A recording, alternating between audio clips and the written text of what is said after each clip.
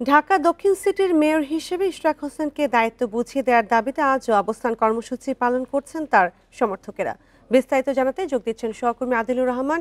আদিলুর, কখন থেকে এই কর্মসূচি চলছে এবং বিস্তারিত কি আছে আপনার কাছে?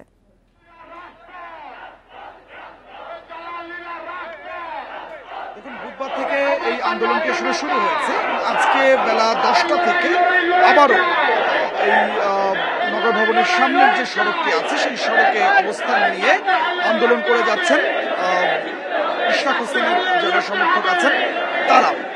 এবং প্রথম দিকে আমরা দেখেছিলাম যে নগরভবনের সামনে যে সড়ক সেই সড়কের একটি পাশ খোলা থাকলেও এখন দুটি পাশই বন্ধ করে দেওয়া হয়েছে এবং বন্ধ করে দিয়ে তারা তাদের যে আন্দোলন সেই আন্দোলনটি চালিয়ে যাচ্ছে।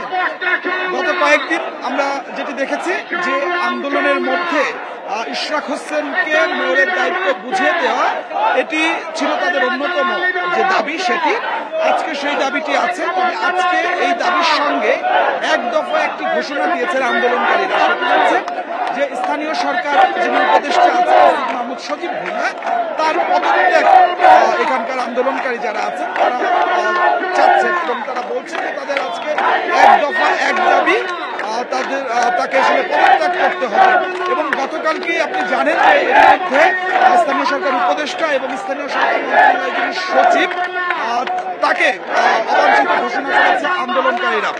তাদের দাবি যে এই যে দায়িত্ব বুঝিয়ে দেওয়া, মেয়রের দায়িত্ব বুঝিয়ে দেওয়া নিয়ে আসলে কালক্ষেপণ করা হচ্ছে এবং ইচ্ছে করে এই দায়িত্বটি আসলে বুঝিয়ে দেওয়া হচ্ছে না, এটি আন্দোলনকারীদের অভিযোগ। এবং সেই অভিযোগের কারণেই আসলে মূলত তারা তাদের যে আন্দোলনটি সেটি চালিয়ে যাচ্ছেন।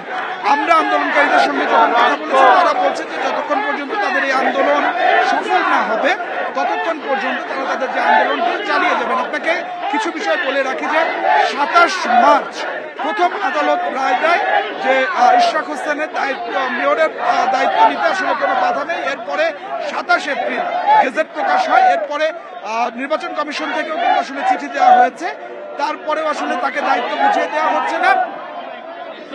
এই অভিযোগটি আসলে ইশরাকের সমর্থক যারা আছেন তারা করছেন এবং আমরা দেখতে পাচ্ছি যে তাদের সময় যত গড়াচ্ছে এখানে কর্মী সমর্থকদের যে সংখ্যা সেই কর্মী সমর্থকদের সংখ্যাটি আসলে অনেক বেশি বাড়ছে।